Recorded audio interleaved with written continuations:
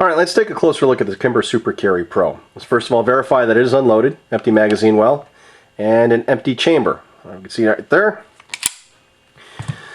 Super Carry Pro was designed by Kimber to be the ultimate carry pistol as far as the pistols in their line. And of course, you know some obvious cosmetic differences between the Super Carry Pro and a standard 1911, even in the commander size, is that obviously you got a bobtail. Just like the Ed Brown Cobra Carry, which by the way this pistol was designed to resemble, the bobtail actually serves two purposes, at least to me, two purposes. The first one is to reduce the amount of print through when you're carrying concealed under a shirt. So if you're bending over to pick something up or something like that, the chances of print through are reduced with the bobtail. Of course, this one is rounded on the Super Carry Pro, and on the Ed Brown it is a straight cut. I don't know if it's because they can't duplicate the Ed Brown, why that was the reason why I went the rounded one, but I don't care. The second thing, for me at least, is it provides a more natural fit in my hand. So I prefer a flat mainspring housing, which of course this is, but also the fit, the contour of the grip makes it a lot easier, in my opinion, to grip as well, at least more comfortable. Also, as far as a carry pistol, melt jobs or dehorning is very popular, and the Super Carry Pro is no exception. This is what they call their Super Carry melt job. So you notice the sharp edges have been dehorned, smoothed out, rounded out. You know, around the everywhere you expect to find a sharp edge has pretty much been smoothed out, and kind of give it that bar of soap feel. And of course, it makes it easier to draw and reholster, things of that nature. Also, you notice it has the serrations, the unique serrations to the Super Carry Pro, which they call their Super Carry cuts.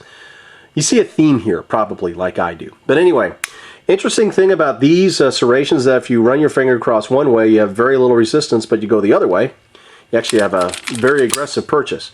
And not only, of course, you have it on the rear slide, you also have it on the front of the front strap, or on the front strap here, on the back of the mainspring housing, and also on the top of the flat top slide. Now, they say, of course, Kimber's not the only one to do this. This is not a new idea. It says it reduces glare. Well, if you look at your sight picture, you never really see the top of the slide, so it doesn't matter. It looks cool. That's all right. If they want to do that, that's fine with me. It doesn't affect the reliability or anything like that of the pistol.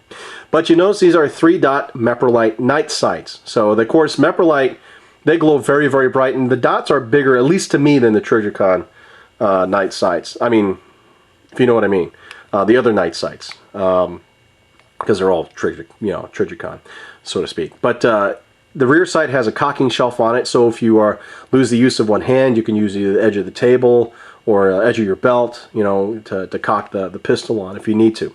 Also has an extended magazine release. It's not obnoxiously extended, but it is. You can tell the difference if you have a 1911 and then you compare the magazine releases, you'll notice that this one actually is extended.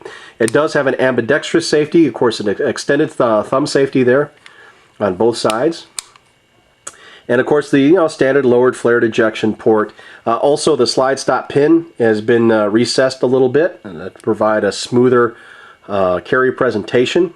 Also, if you use Crimson Trace laser grips, there's a reduced chance of it actually interfering. But laser and Crimson Trace grips are out far enough to where that doesn't really interfere with a normal 1911s.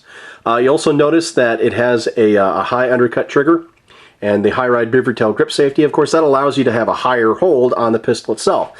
For those of you who don't know the purpose of that, the higher you can get a grip on a pistol, or the higher to the slide, the axis, I guess you want to call it, the less felt recoil. You can imagine it like this. If you're able to hold a pistol here and fire it somehow, the recoil will be felt much greater. Of course, the higher you hold it, the less felt recoil. So that's the reason for that. Now, it does have the KimPro II finish, and this is a two-tone. They decided to do it that way. This is the satin on the frame and, of course, the black on the slide. And the KimPro II finish actually contains Teflon in it, so it's self-lubricating. You don't need to run these with oil. In fact, I run my Kimbers dry, and I've never had a problem with it. And of course, when you run them dry, you have less chance of attracting dirt and dust and carbon and things of that nature, or getting it gummed up in areas that you don't want to get gummed up in your pistol. So it's of course the finish itself is immaculate. I think it's absolutely beautiful. The fit is typical Kimber. Now, Kimbers are built to tighter tolerances than any other production pistol out there. That's not an arguable point. It is. But that's why Kimbers cost more. They have more custom features as standard than any other production pistol out there.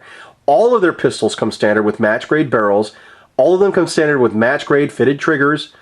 All of them come with trigger jobs. All of them come with match grade hammers. You won't find that standard on any other production pistol out there. You have to go to a custom house like Wilson or Nighthawk or Ed Brown or something like that to get those features standard. So that's why Kimbers cost more, and that's why you have to break these pistols in, just like you would have to break in a Wilson Combat or break in a Nighthawk. They say 500 rounds. Kimber says 500 rounds as well.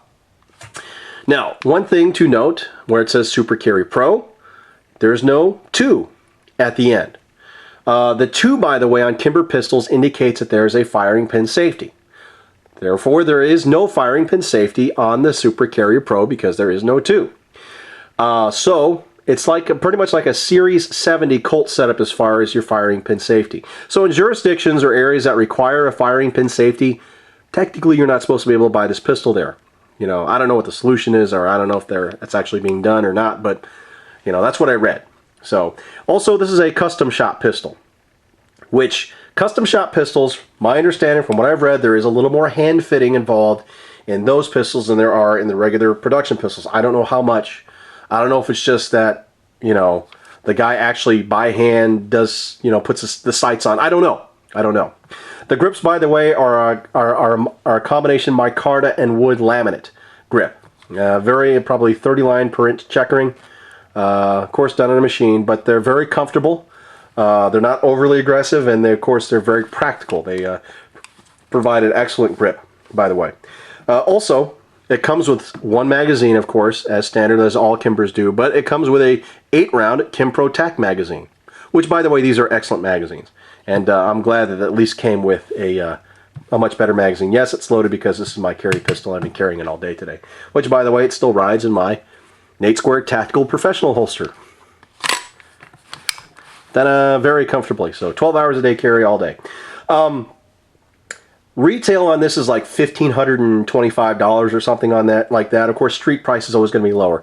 I paid $1,300 for this. That was cash out the door at a gun show, which, by the way, is a fantastic price any way you slice it. So, actually, it was, I'm sorry, like $1,350 cash out the door. So I got a great price on it. I fired about 200 rounds through it. I do have a shooting video, which you may want to see just to see how well it shot for me. I had 0 malfunctions of any sort whatsoever. So the pistol so far has performed flawlessly. It's batting 1,000. I'll be able to shoot. I'm going to be shooting in a couple weeks, so hopefully I'll have the break-in completed by then. But if not, I'll have more fun later breaking it in. But yeah, I would obviously highly recommend this pistol if you have the money to go ahead and get one. If you know somebody that doesn't like it for some reason, wants to sell it, that it's a buy. It's a buy. Go get it. It's the pistol for you, because it is definitely the pistol for me. So thanks for watching. If you have any questions, please let me know. I've got all the dimensions, all the measurements in the description box below. They do have a steel frame version of this pistol, by the way. It's like it's the Super Carry Pro HD. It's all black, and it's like 7 ounces heavier. I considered it, but after feeling the difference between the two, I was like, nah, you know what? I'm going to go back with my alloy frame because I do carry it all day long. But once again, thanks for watching, and take care.